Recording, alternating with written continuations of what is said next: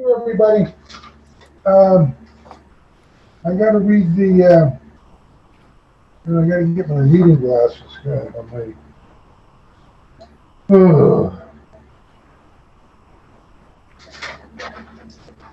All right. Due to the ongoing COVID-19 pandemic, Governor Baker has issued an emergency order temporarily suspending certain provisions of the open meeting law.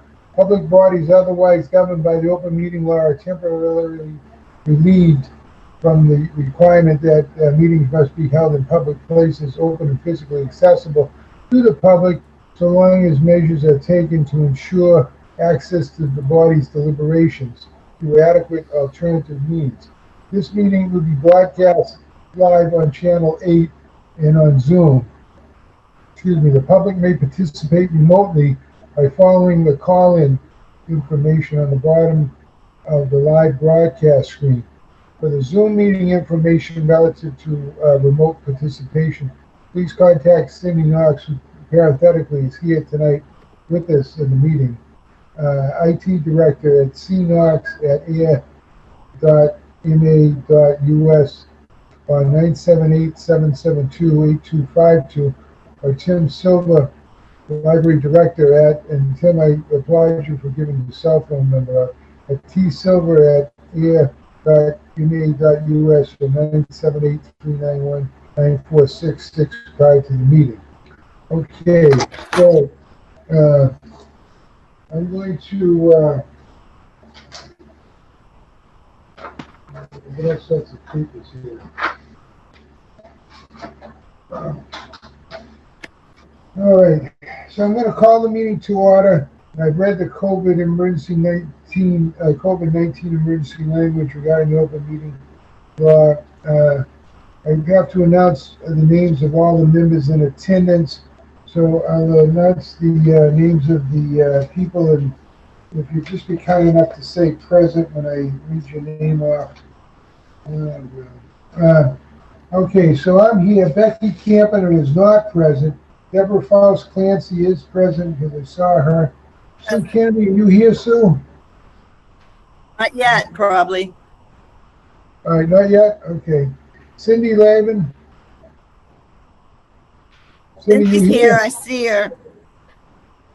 I think she's, oh, there she is. Cindy, you're on mute, I think. Yes, I'm here. Okay, no, Sharon Kowalski is here. Yes, I'm here. Thank you, Sharon. And Liddy Joseph. Liddy, you here? Yes, present. Okay, thank you. And then, did I miss anybody? Is anybody else here present? Anybody, members of the public? I guess not.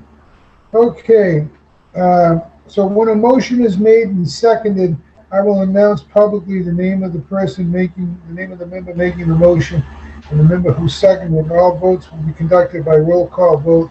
So I'll basically call the members in the order that I just called. We do have a quorum. Okay, so I guess the first item on the agenda is acceptance of the agenda. Has everybody seen the agenda? And it's on the screen too. Thanks to Tim with the screen share. Do I have a motion to accept the agenda? So moved by, oh, okay. Sharon moved it and Deborah seconded. All right, thank you. Okay, all those in favor, we'll go through the roll call vote again. Let's see here. What a pain. Okay, Deborah Faust Clancy. Aye. Approved. You vote in favor of that motion? Correct. Thank you. Robert Gardner, I vote in favor of it. Sue Kennedy. Sue, how do you vote? Not online. Excuse me? Sue is not here. Oh, Sue's not here. Okay. No. All right. Cindy Lavin. Cindy, how do you vote?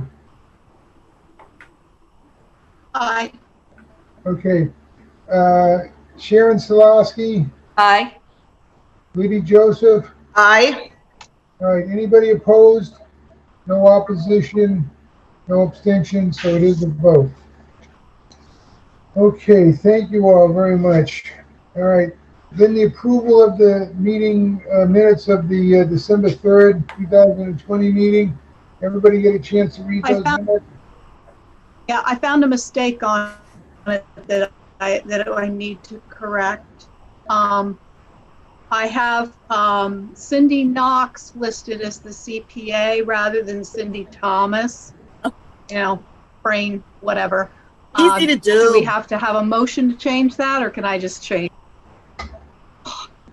I think we can, Make a motion to accept the minutes as sent out with just substituting Cindy Thomas's last name for Cindy Levin, or Cindy Knox.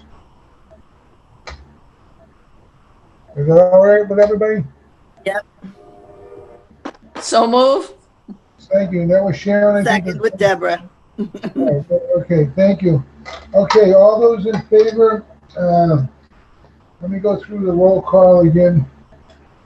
Okay, Deborah Faust Clancy, Approved. Robert Gardner, I vote aye. Cindy Lavin, Aye. okay, thank you. Sharon Solaski, Aye. Liddy Joseph, Aye. okay, any objections? Any abstentions? Hearing none, the motion carries unanimously. Thank you all very much. Okay, then the next one is announcements. Well, I'm sorry, I skipped public comment. I don't think there's anybody here from the public, is there? Does anybody Lori have any- Sable just joined us. She Oh, just Lori, came- hey, how are you? That was nice meeting you, Ran, last night. Lori, we're at the Hi. public. Yeah, I don't have anything. I just want to listen to the meeting.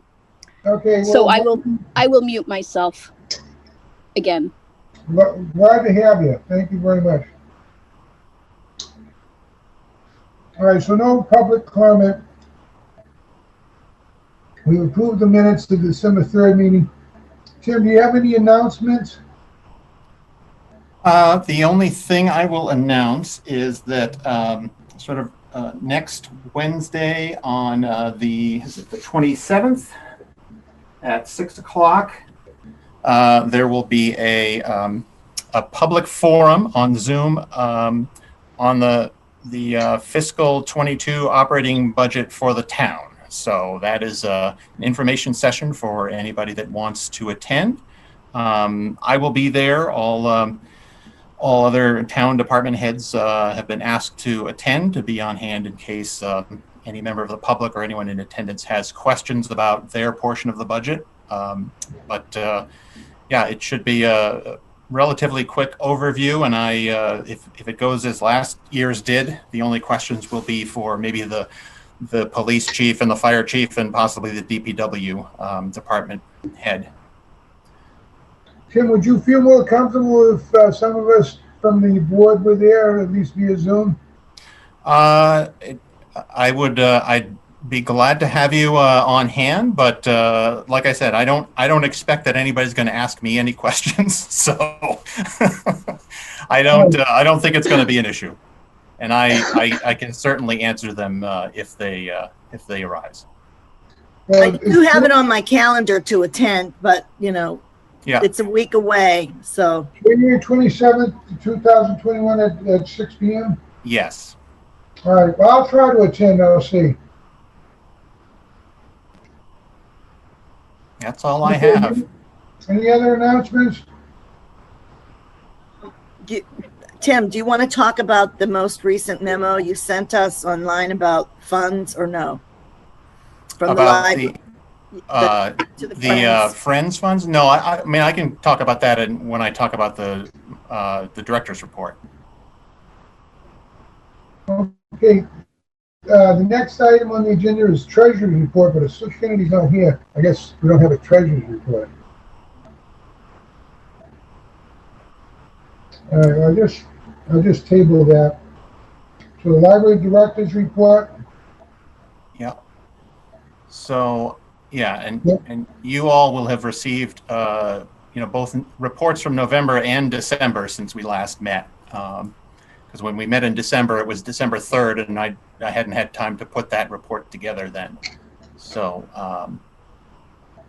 if if you have any questions about any of the materials I sent ahead of time, I'd be happy to answer them. And then, as Deborah mentioned, I did just this afternoon send out 2 small additions, just the quarterly reports that we've started doing to,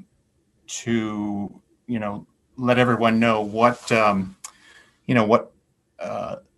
how much money we are collecting in, fees and fax charges and copy charges and that sort of thing at the library. Those funds that we collect end up being turned over to the Friends of the Ayer Library. And then, as you will see, and I can actually, would anyone like me to pull that spreadsheet up? Because I can do that. Give me just a second here. I'll pull up the second quarter sheet.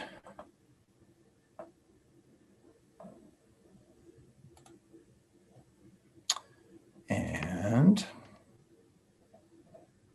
oops, get back on Zoom here and we will share once again.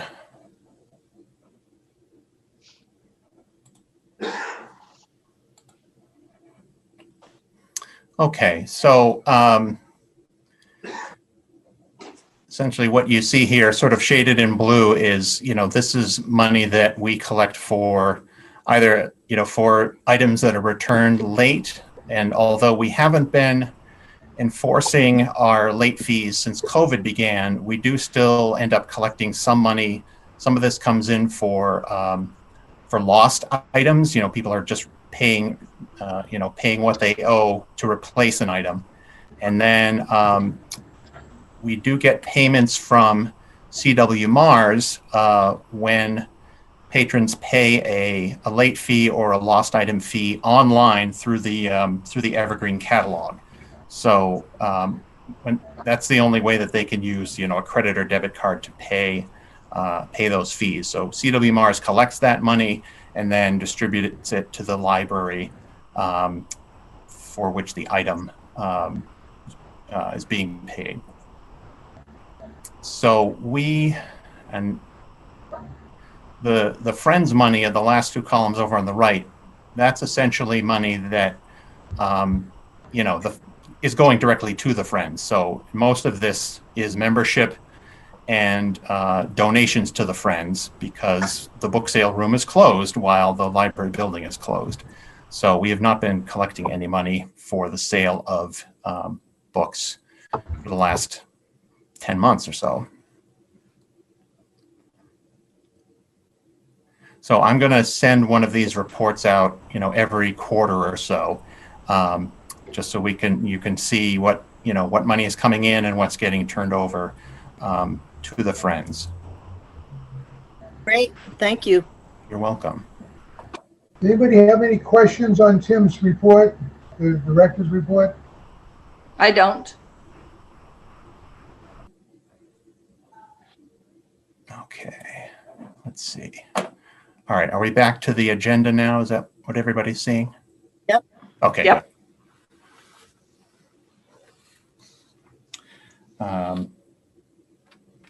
All right.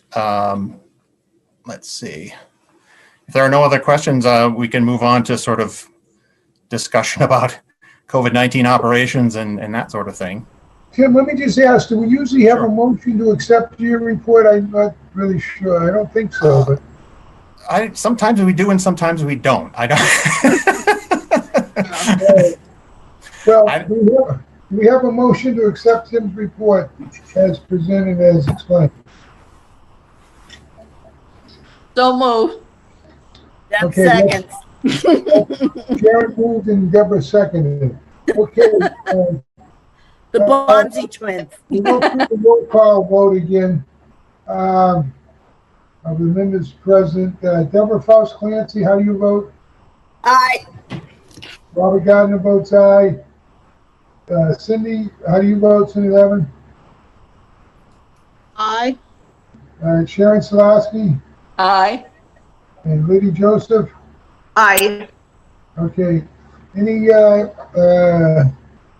negative votes? Hearing none, and no abstentions. Hearing none, it passes unanimously. Okay, thank you all very much.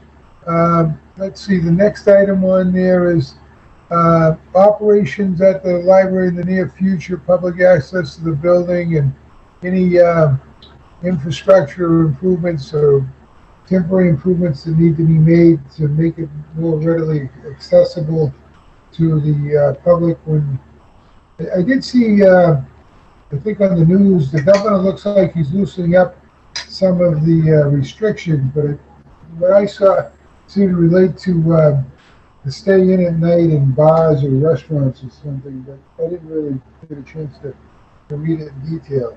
I don't know if that affects the library, probably doesn't. All right, Tim, I'll turn that over to you if you could just give a brief discussion. Sure. So, and I'll ask Samantha to chime in here if I miss any of the main points or anything like that. But we are we're continuing to operate more or less as we have been since since we began offering curbside service in early June of last year, with the exception that initially we were not offering the fax or copy service in the beginning, but we've figured out ways to do that. So we are getting some trade in fax and printing things out for people and making photocopies. The biggest change, of course, is the arrival of the curbside branch of the Ayer Library, which went into use. What was it, on the 12th of this month, and seems to be doing very well. We've got plenty of room inside for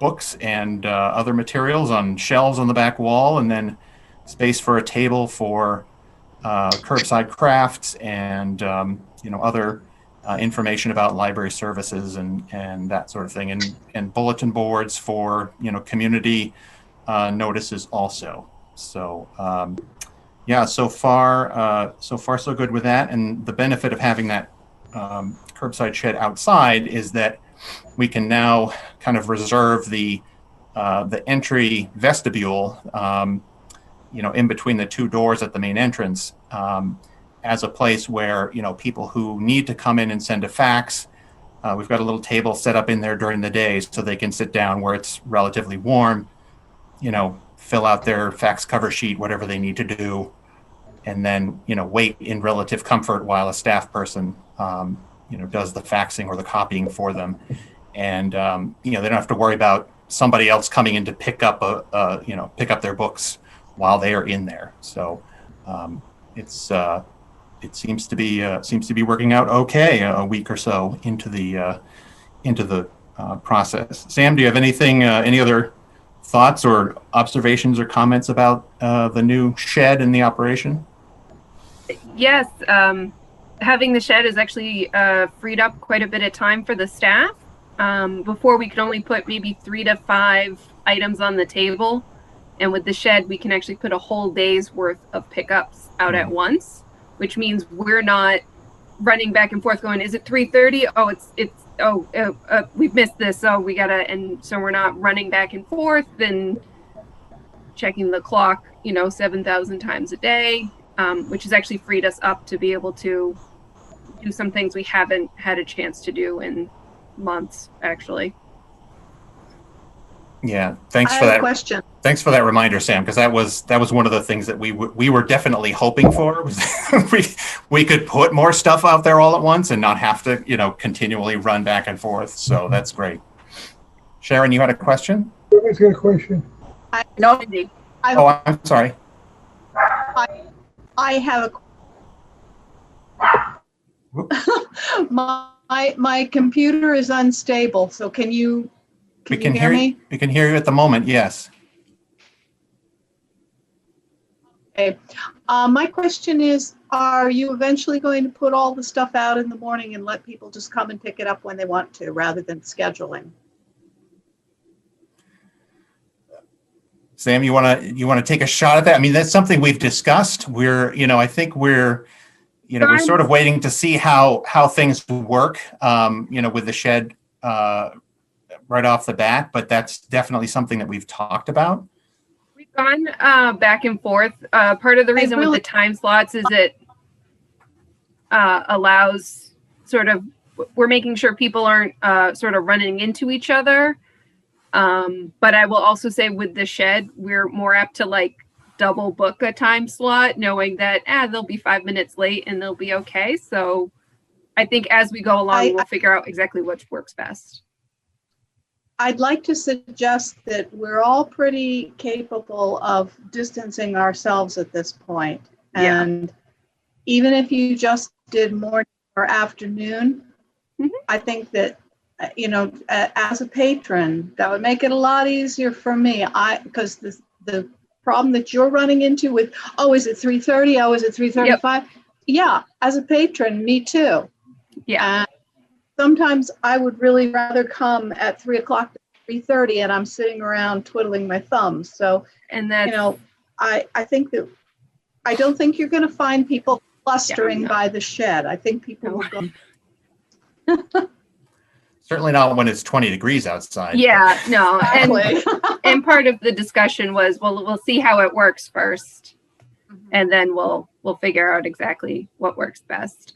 But we've also been very flexible. We have a lot of patrons who are like, I'll book for 3:30, but I might not be there until 3:45. We're like, well, we'll leave it out there. You'll come. It's fine. Yeah. So we'll probably end up moving away from the very rigid time slots and maybe just move towards, are you going to come in the morning or the afternoon? So then we can at least. That would make me very happy. Yeah. Okay. Point taken. Any other questions about particularly about the shed or anything like that? No, I don't have a question about the shed. This is Sharon. Yes. I have a question about when does it look like in the timeline from the governor that we will be able to have the building open or the computer access available? That is an excellent question, and it's one that I think just about all of the libraries in the state are sort of trying to figure out right now. As far as town hall is concerned, I mean, the town manager Robert Pontbriand has been, very sort of insistent that we're in a public health emergency, and the best thing for town facilities to do is to err on the side of safety and not open any sooner or any more than we have to. Now, he also recognizes that among the services in town, the library is one of the ones that's been kind of most affected by the closure of the building. So kind of all through this process, we have been trying to figure out ways to again kind of bring back the services that people value the most, but do it in a way that that is reasonably safe for everybody. So and we're going to continue to do that going forward. One of the things that that may make it possible for us to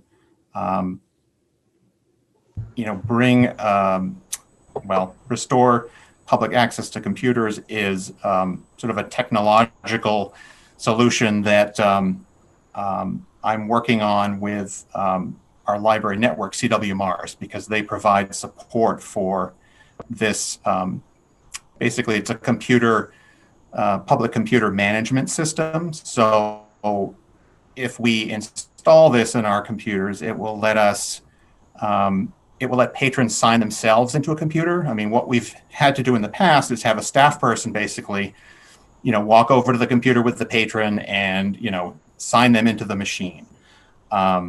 With this system, we will be able to either have patrons sign themselves in with their library card number, or a staff person can sign them in from afar by using a staff computer, and then just give them a little ticket or something with a PIN number on it so that they can sit down and start their session.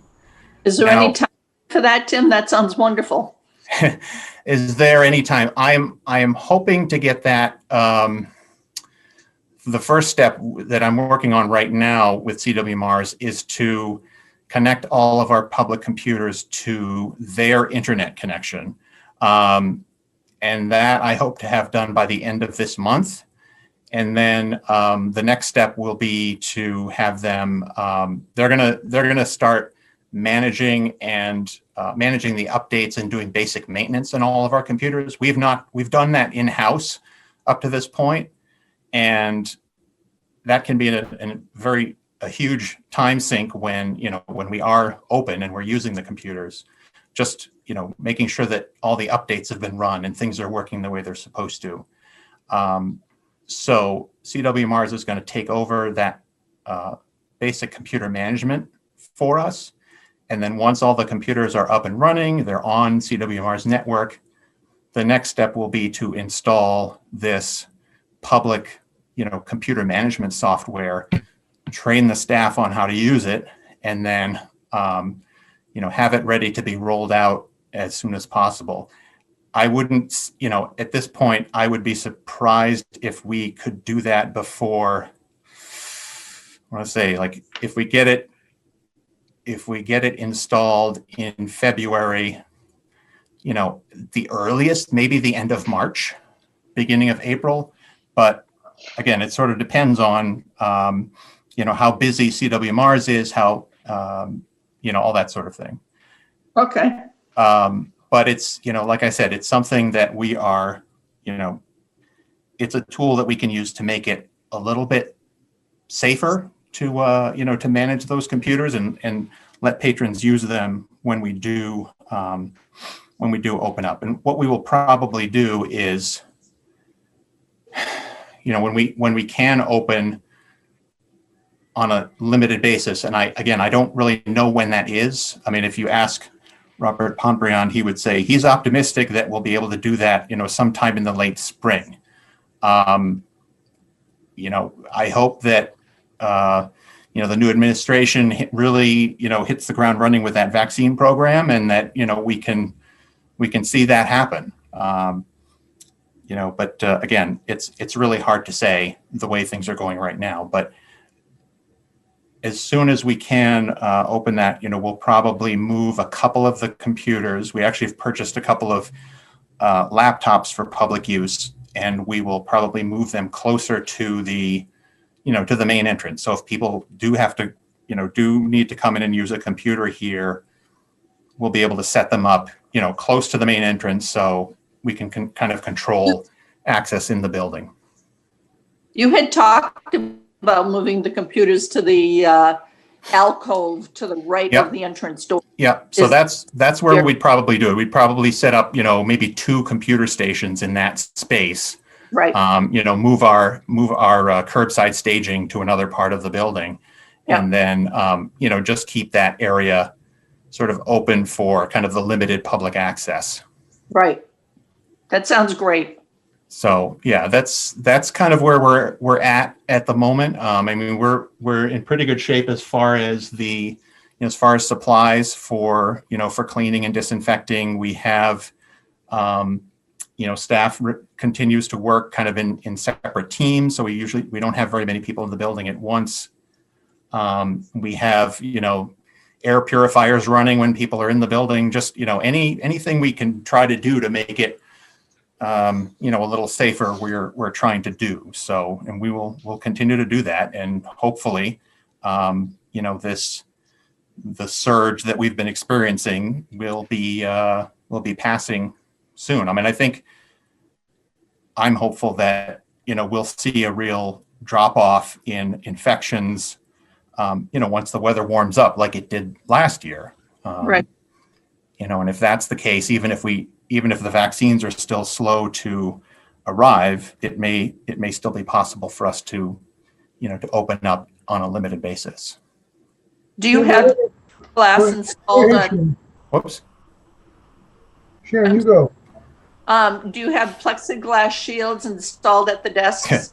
So I'm not sure what happened to our plexiglass shield order. I've been trying to get a response from this person that we contracted with, and on several occasions they've said, "Oh yeah, we've almost got them done." And I think we might have to go somewhere else at this point because they have not shown up. Fortunately, I mean, we have not. Maybe this is why they haven't shown up. We never gave them a deposit or anything, but yeah, at this point, I'm kind of ready to give up with this particular supplier. So we do not have the plastic shields at this point, but there are other suppliers out there, and I think it's time to look at that. Yes, please. Tim, my question was, besides the reconfiguration for the internet connections and the plastic shields, are there any other quasi infrastructure improvements that need to be done to sort of protect the patrons and protect the staff from each other? That leads into my question, which is, won't all of those stations need to be recabled, with Cat6 cable? And because right now they're all going to the other side of the building and you're going to move it over to the entrance. That means that. Yeah, there are actually a couple of data ports over in that part of the library, but the benefit of using the laptops, since we have the new the new Wi-Fi system in the building, the benefit of using the laptops is that we can set them up just about anywhere, and they'll be on the CW Mars network, and so they'll have connectivity without needing to have a cable plugged into them. Wireless then. Yeah, exactly. So then this is probably something that everybody else has already asked before, but do we ever loan out laptops or tablets or something? I believe we have in the past with like e-readers. Samantha, is that correct? Samantha, I think you're muted. No, we can't hear you. You have to speak up. Oh, no. Your audio. No audio from you, Sam. Dang, I don't know what the heck happened. That's weird. I don't. Yeah, if we have, I mean, I don't know. Oh, well, there were a couple of kind of very inexpensive laptops. I think we had 4 of them that we sort of let people use within the building, so they could sign them out from a desk. But I don't think anybody, could take them home.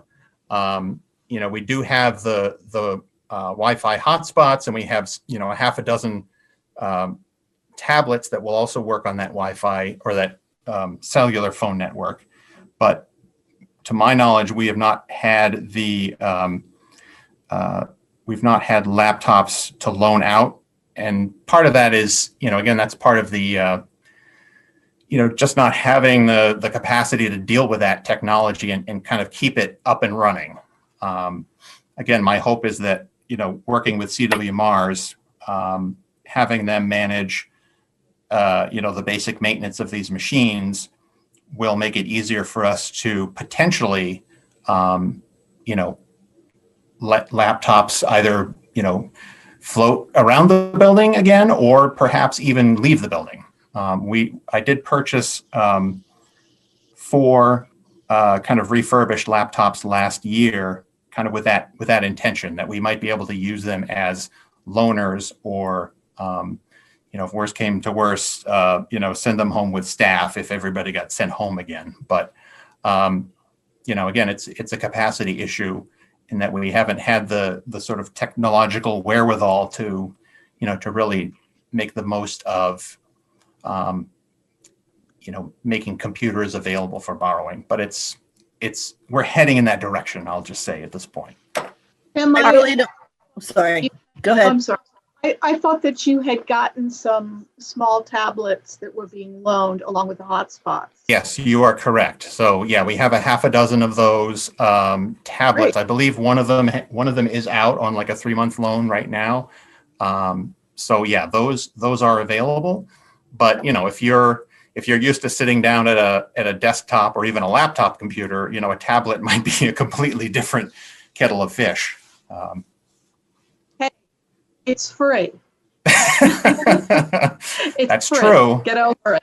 I don't know. I can't remember if I mean, we still have two, I think there were two of these gentlemen who were regular users of, well, one of them was a regular user of our public PCs, and the other one just came into the library every day with his laptop to use the Wi-Fi. And now we have offered both of them, hotspots to take home, and neither one of them wants to, for various reasons, wants to use they don't want to have the computer or the internet in their home. It's for whatever reason, they want to be able to go to the library either to use our Wi-Fi connection or to use our computer. So that was not something we anticipated when we were thinking about, well, how many people could we loan these out to? That was a little bit of a surprise, but It is what it is. it is what it is. Yeah. I don't know what other libraries are doing, so I wonder, it would be interesting to hear what other libraries are doing. Just Yeah, it varies. I know Littleton for a while they were only open, you could go into the building, but I think only for computer use, and you had to make an appointment. Now, I believe they have since, closed their building again, around the holidays when this big surge happened. And then Leominster, I believe, went ahead and purchased like 6 Chromebook laptop computers to loan out to people. And I think that's been reasonably successful. But again, that's a bigger library than us. So they have a little bit more capacity to do stuff like that. Have the hotspots been popular? Surprisingly, not lately. And we're going to try to sort of re-advertise them.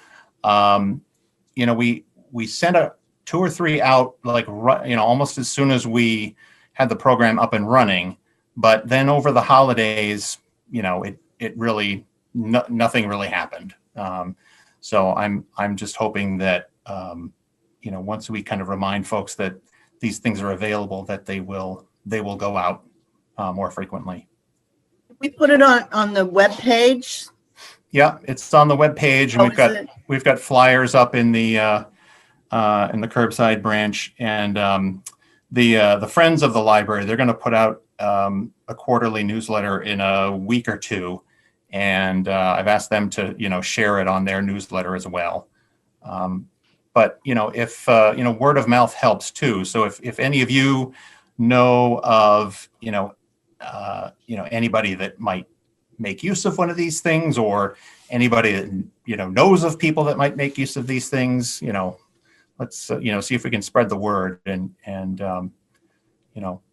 tell folks that we want to get these out if if people need a little extra bandwidth or a connection somewhere.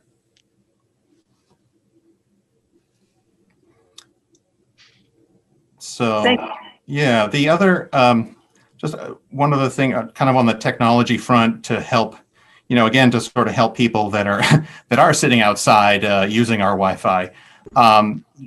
We've upgraded the speed of that connection. So it was, I don't know if this may not make any sense to anybody, but we were at a pretty slow connection initially at 30 megabytes per second upload and download, and now we're at 100. So that will hopefully make it a little bit quicker for people if they're coming in to download a big file or something like that. So that went into effect the end of last week, actually.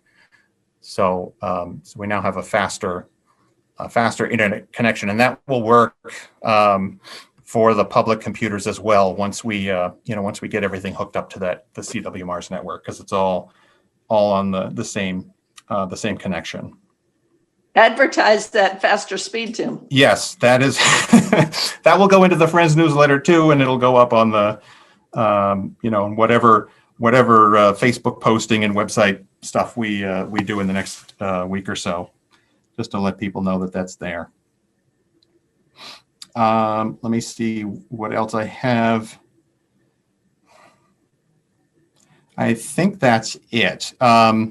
Just a couple of notes about kind of about the budget process. I mean, we're in good shape as far as fiscal year 21, our current fiscal year goes. Again, the word from the town manager to all department heads last week was that, overall revenues coming in are pretty close to what was planned for in the initial budget. So, it looks like we'll get through fiscal year 21 in good shape.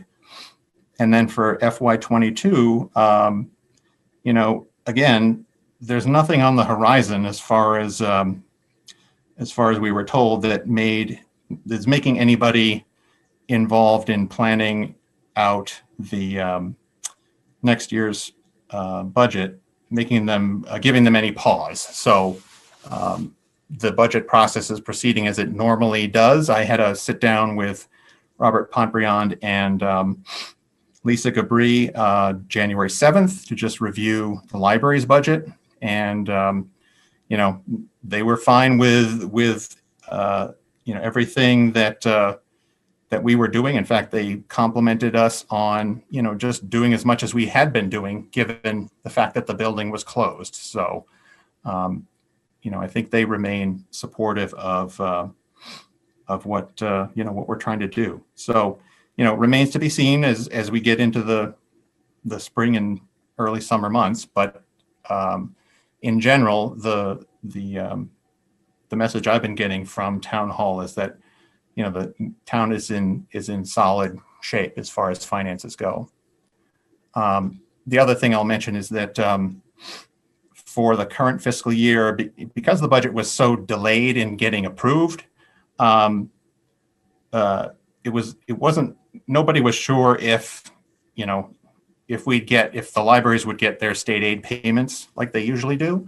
But when the budget did get approved, actually the amount going into state aid for libraries was increased by something like 20% over last year. So we got about $11,500 in state aid last year. And so we should expect, that much plus 20%, this year. And apparently it'll all come in one lump sum, probably in April. So again, fiscal year 22, who knows? But for now, we should receive another little infusion of cash from the state later this spring. So that's good news too. Tim, do we send a letter to the representatives and the state senator, or do we send a letter to the state library board thanking them for receiving those funds?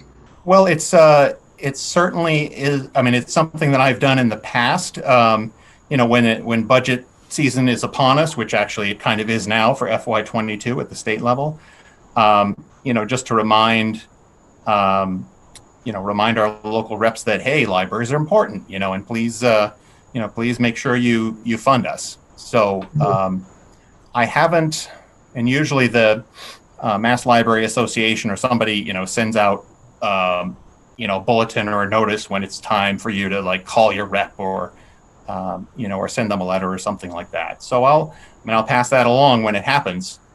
But like as with everything, the budget process has been kind of thrown for a little bit of a loop. I was just thinking it might be nice if they got a thank you from the library. Yeah. When it's not budget time, just to let them know we appreciate what they do. Got an increase, and around budget time, as John Kennedy said, success has 1,000 mothers, failure is an orphan. So they're going to be hearing from everybody around budget time anyway. It wouldn't hurt if they heard from us now, thanking them. Yeah. You never say thank you too much, I guess. Just a thought. No, it's a good idea. And let's see. So we have a new state senator now, replacing Jen Benson. I think she's a state rep. Oh, I'm sorry. Yeah. Eldridge is our. Right, Eldridge is. Yeah, you're right. It's a state rep. and Jim Benson had half the town, and Yeah. Sheila Harrington has the other half. So Right. uh, Yeah, and I haven't met. I mean, I knew Jen Benson to talk to, and but I haven't met her replacement yet. But I've met and talked to Sheila Harrington once or twice. So yeah. yeah, no, it's it's a good idea. I'll put that on my to-do list with everything else, and I'll try to get it done. Thank you very much. If I could say something for the Friends, we get messages from, I don't know if it's MBLC or what state organization it is that Yes. tries to generate support for encourage local libraries to write to their congressmen and senators for increased state aid. And for the Friends, I've decided that I was going to take those messages and forward them to the Friends e-list. So I don't know if it's making any difference at all, but it's something that we are doing also. Thank you, Laurie. You're quite welcome. So I think that's about all I have for items on the near future list. Anybody has any more questions about any of that? If not, we could.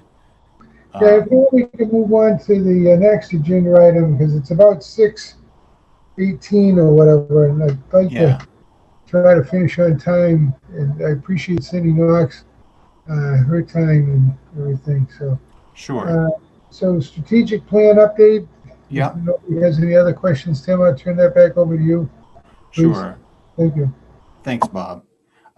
So yeah, since the turn of the year, and the fact that the most of the heavy lifting on the budget proposal is done, I've turned back to the strategic plan idea, and Becky and I have actually been talking about this this past week, and unfortunately she is not here. But I have earlier in the month I reached out to 4 consultants to find out what they would offer in terms of support for a strategic planning process. Again, I'm thinking that this is something where we'll need to bring somebody in to facilitate focus groups, someone who is not connected to the library. Just given where we are with COVID and things changing so frequently, I really feel that the only way this is going to get done this year is to get some assistance from someone who does these things on a regular basis and can help kind of coordinate the meetings and facilitate them, take the notes, help collect data, and give us the basics to to then run, and we'll write up the plan and we'll figure out how to start implementing it. So I contacted 4. I received spoke to and received proposals from 2, and they really do kind of in terms of price. I mean, they're both in the ballpark of what I thought they'd be. One is sort of on the higher end and one is on the low end. So the low end one is $4,950 and the high end one is $8,000, not to exceed $8,000 is the actual quote. I will, and again, I've shared these with Becky, and again, if she had not been sick, we might have been able to talk about them a little bit more, but we can certainly do that at the next meeting. But in terms of the timing, neither one of these folks felt that we were in peril of not being able to get a plan done this year. Even with COVID, they've been doing focus groups and things on Zoom. It still works, although they find that it's better with smaller groups than they would normally have if they were doing them in person. Same thing with with the administering a public, a community survey. It's much easier to do it. It's easy to do it online. Just put the survey on SurveyMonkey or something like that, and then put a link on the library website or Facebook page or whatever, and people can go to it. But you also want to have paper copies that you can have at the library or distribute in other places for people to pick up as well. So that can still be worked around. So both of them were completely comfortable when I suggested, if we started in like mid to late March, would that be too late? And they said no. So they could still do all the, help us get all the research and meetings and everything done, and have a plan put together in time for the board, to review it and, make any suggestions and approve it in September so that it could be submitted to the state October 1st. So I had. Would it be possible to get the rest of the proposals so we can compare them? Yep. No, I can. I'll make those available to the rest to the board after this meeting. I can send those around. Tim, and yeah. Did you say that the lower end one was $49.50? Yes, I believe it was just under 5,000. Okay. Yeah. And both of these contractors, I mean, having talked with both of them, I would be comfortable working with either one. They have both done, multiple plans for all different size libraries, kind of all over the state. I will share the information that I got with the board, and we can perhaps go into more detail at the February meeting. Good to me. Okay. Anybody else? Any questions or concerns at this point? The other thing is, I mean, that my expectation was that we would use some of our state aid money to pay for this contractor's services. We have a balance, as you saw in my report for this month, the balance of about $37,000 now. And as I said, we should be getting at least another 12 or 13,000 from the state this year. So it's not going to affect our operating budget in any way. And I think it's a good investment to get some direction from the community, get some feedback from the community. We haven't had any sort of a plan in 20 plus years. And so, again, I kind of feel like it's good to have someone, assisting with this process who has done a bunch of them and knows, kind of the ins and outs of getting it done. And then, it just means that, Samantha and I will have more time to just focus on keeping the library going, and, during COVID, and making sure we do it, safely and effectively. So. Plus, having a strategic plan would make us eligible for more state grants. Is that correct, Tim? Yeah, there are a number of grants for specific projects or service upgrades and things like that. That we would then be eligible for, and down the road that having a plan in place also, I think, helps us if we go out to apply, to like a community foundation or a private foundation for a grant to do something, because we can say, look, this is what our community said, so this is what we're doing, and this is why we need your money. So okay. It was my understanding that once you have a strategic plan in place, then and only then are you eligible for the capital planning funds, so that if you wanted to build a larger library or an addition to the library or purchase adjacent land for an enlargement. Only then can you do that until you have a strategic plan. So when I see any kind of forward motion on a strategic plan, I'm all for it. Okay. No, you are correct, Deborah. That is true. I hope you can tell Becky that we missed her and we hope she feels better. I will. Thank you. Any other questions? I think if not, that's all I've got. Bob's on the phone, so he can't adjourn us. Oh. Oh, is that what that was? Damn. Oh, he's leaving the meeting. And there he goes. Oh my goodness. Tim, call for adjournment. Come on, Sharon, me and you. I'll wait for Bob. Yeah. Well, so how about those Boston Celtics?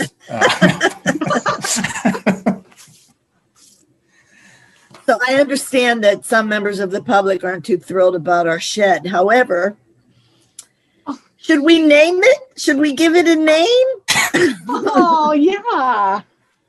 Like what, Bertha?